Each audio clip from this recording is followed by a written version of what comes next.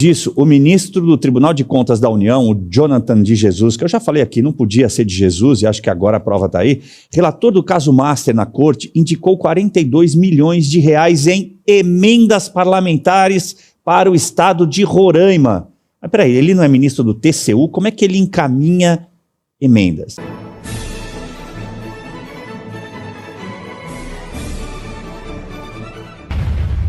Disso, o ministro do Tribunal de Contas da União, o Jonathan de Jesus, que eu já falei aqui, não podia ser de Jesus, e acho que agora a prova está aí, relator do caso Master na corte, indicou 42 milhões de reais em emendas parlamentares para o estado de Roraima. Mas peraí, ele não é ministro do TCU? Como é que ele encaminha emendas? Entre 2020 e 2023, e que se transformaram em obras inacabadas e asfalto esburacado. De acordo com o Estadão, a maior parte sumiu, sem prestação de contas, sobre o que foi feito com o dinheiro. As emendas foram indicadas quando Jonathan era deputado federal, está aí a resposta na própria matéria, por Roraima, e a maioria dos recursos foi para a cidade de Iracema. Não tem como ser de Jesus. E por falar, só para complementar essa matéria, a gente trazer outras questões, outras nuances disso, que está dando muito o que falar, e por falar em TCU, os ministros da Corte de Contas receberam pelo menos 4,3 milhões de reais fora do teto constitucional em 2025, além do salário de 44 mil reais. A manobra que permite super salários e beneficiou os 9 ministros foi feita por meio de 3 penduricalhos, que são as verbas classificadas como indenizatórias e pagas de forma permanente, quando deveriam ser eventuais. Segundo também o Estadão, que apurou, o TCU afirmou que trata-se de rúbricas indenizatórias, previstas na legislação e que não se submetem ao teto constitucional e incluem compensações por acúmulos de funções. Segredo.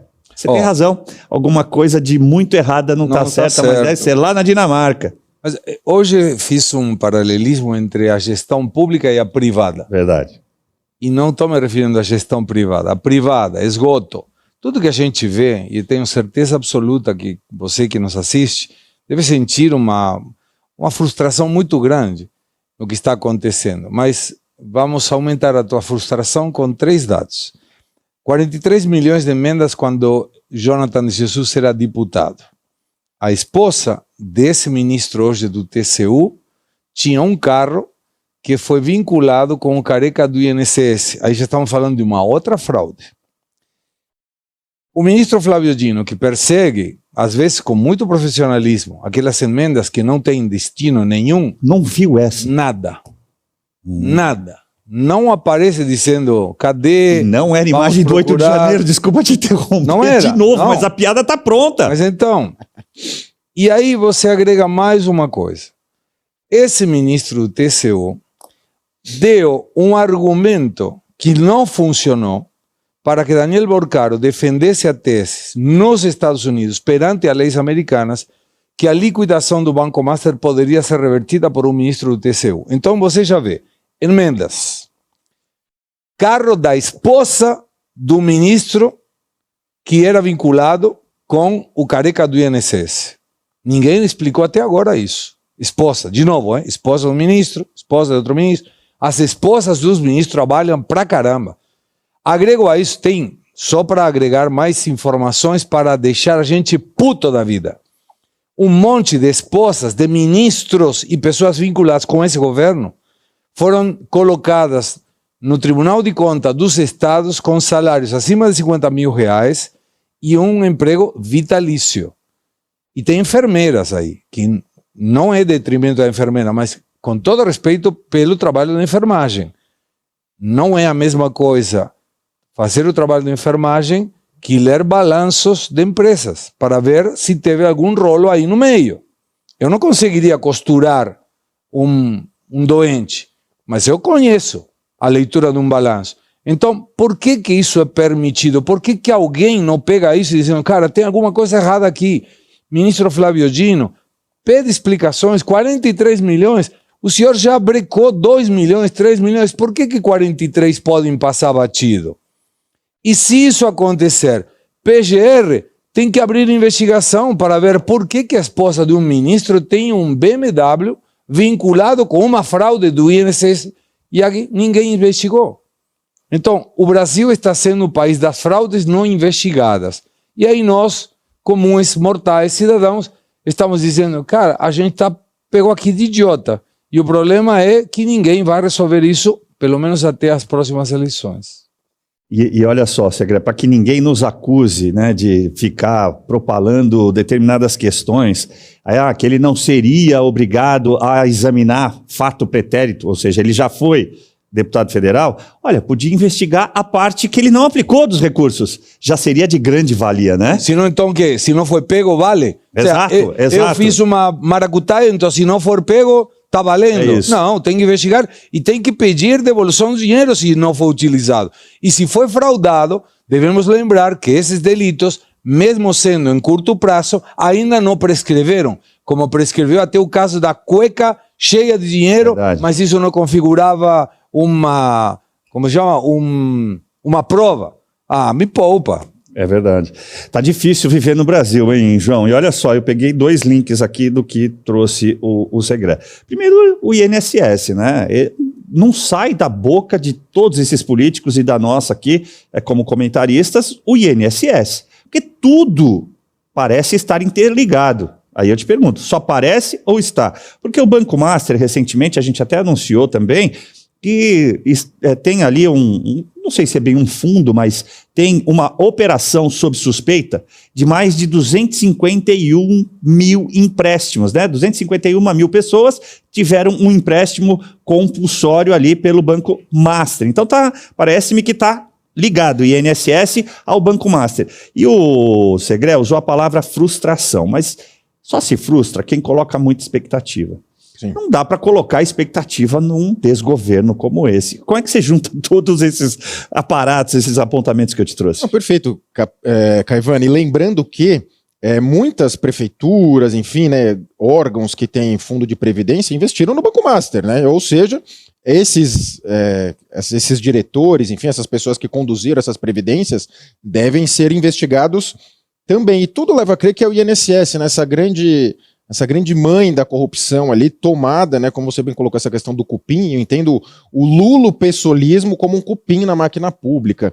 Vide agora essa questão do Jonathan de Jesus, que era deputado por Roraima, com mais de 40 milhões em emendas. É por isso que esses mais de 40 milhões em emendas, a gente olha que quem entra como deputado ou senador não quer sair. A gente percebe que quer se eternizar na máquina pública, já que o papel do parlamentar seria fiscalizar o executivo e propor leis, mas aqui a gente tem essa construção à brasileira que você tem emendas também, ou seja, você manda valores para a sua suposta base eleitoral que depois vai, evidentemente, reeleger e fica um jogo discrepante, né? Para quem quer entrar não tem verba nenhuma e quem está dentro tem essas emendas gigantescas. E o Jonathan de Jesus, especificamente, ele é um fenômeno, né? Porque aos 42 anos atingiu o cargo de Tribunal de Contas da União, que é o cargo, como se diz no popular, para o cabeça branca, né?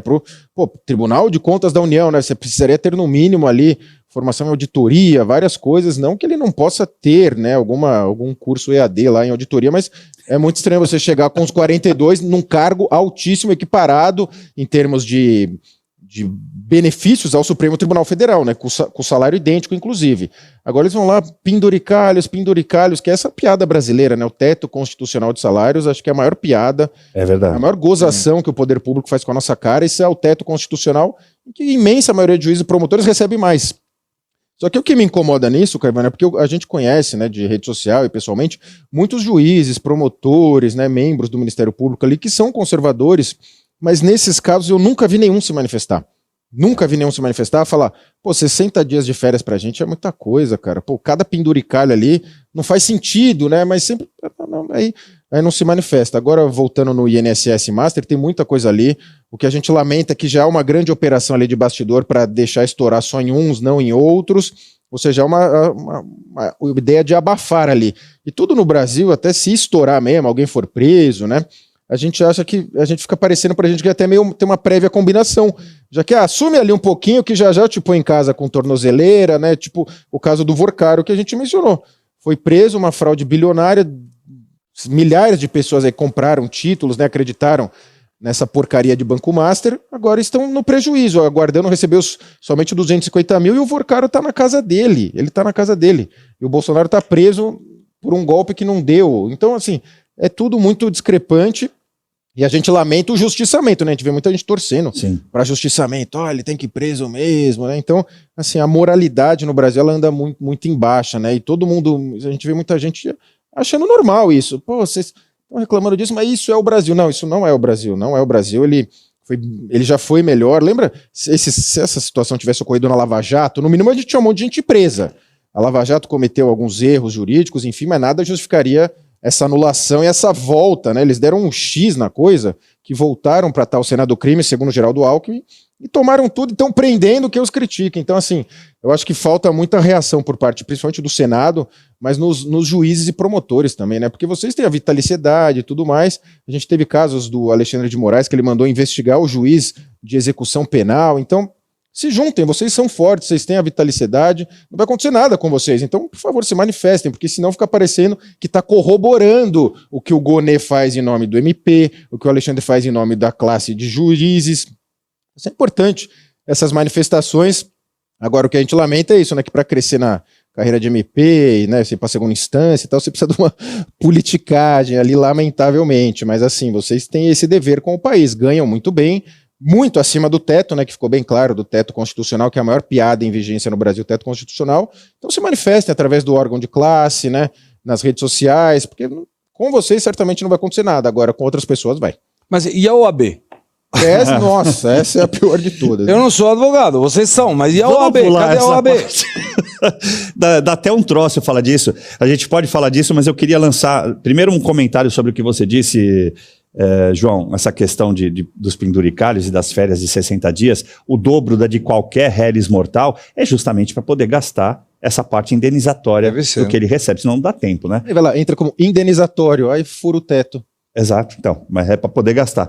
E na questão do TCU, como economista que você é, Segré, é que a gente vê o TCU, que é um órgão fiscalizatório, acessório, ele não tem essa prerrogativa de dar liminar, cautelar, de investigar o Banco Central sem pedido do Congresso. Está lá no artigo 71 da Constituição, no caput. Vai lá dar uma lida. Como é que você enxerga isso, além do que você mesmo comentou, por isso que eu estou trazendo o comentário de volta, da questão que acontece mais nos estados, evidentemente, que as mulheres de políticos acabam sendo indicadas para o TCE e muitas vezes a profissão delas era outra. Nada a ver. Nunca passaram por uma auditoria, não sabem o que significa auditoria. Mas vamos lá, vamos supor que por um momento, e vou respondendo várias coisas.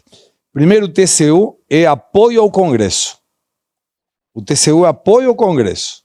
Se o Congresso não provoca, bom, o TCU pode até levantar uma questão e dizer, isso aqui pode estar errado. Mas eu tenho uma versão, uma ideia, uma tese sobre essa questão de Jonathan de Jesus, uma pessoa cuja esposa tem vínculo com o INSS ou a fraude do INSS com o Careca. E se não, que explique porque um carro estava vinculado com ela, sendo que foi vendido, cedido, ou sei lá, com o INSS do Careca. BMW branco, se não estou mal lembrado. Aí você tem a outra. O TCU faz uma provocação ao Banco Central, que é o investigador, e transforma o investigador em investigado. Justamente nesse momento, e vou reiterar, o Vorcaro defendia nas leis americanas se a liquidação do seu banco procedia. E ele levantou a questão dizendo, lei americana, juiz americano, cuidado, porque o TCU pode tirar a liquidação, desliquidar. Então, na minha opinião, todo esse amparo do ministro Jonathan de Jesus era para dar argumento ao Vorcaro nos Estados Unidos dizendo que poderia a liquidação ser revertida. Não tem outro motivo. E agora, claro, ganhou um Estado público gigantesco e o ministro teve que recuar, até porque era uma decisão monocrática. Mais uma. E me desculpa, se não for explicado o vínculo da esposa do ministro com o Careca do INSS, eu posso presumir também que tem alguma coisa errada nessa questão do Banco Master. Por que não? Claro. Por que não? Então tem muita explicação de muito ministro do TCU, do STF, e vai saber de que outras instâncias da justiça, explicando por que as esposas estão sempre vinculadas no meio da maracutaia.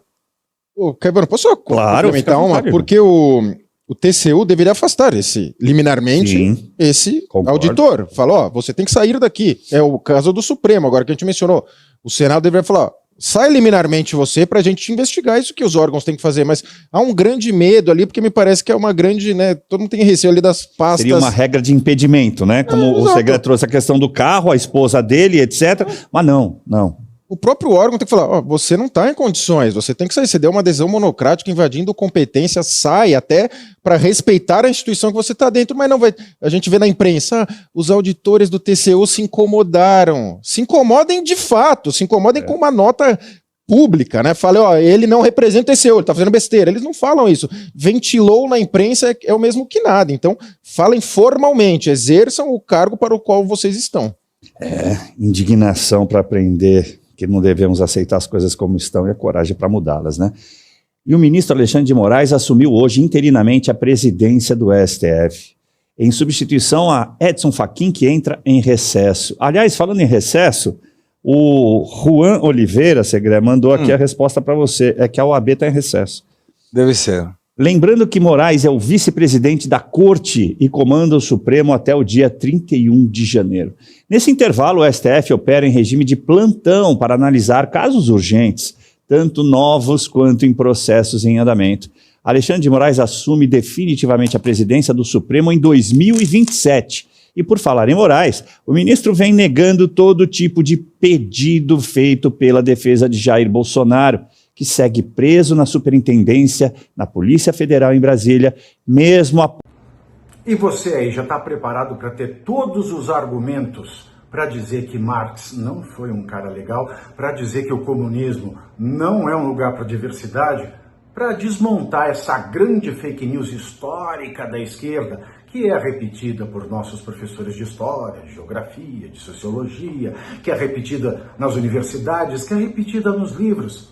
Está preparado para dizer por que Marx não era um cara legal e por que todo marxista raiz também não é, e por que o comunismo é terrível? Você já leu nos Anais de Marx? Pois é, aqui nesse livro você vai encontrar tudo o que você precisa saber para responder aquele sabichão que diz que Marx é um cara legal, pois não é. Leia agora, nos Anais de Marx, a trolha do comunismo transviado para encaçapar idiotes. À venda em todas as livrarias do Brasil, pelo site ou nas lojas físicas. Não deixe de ler.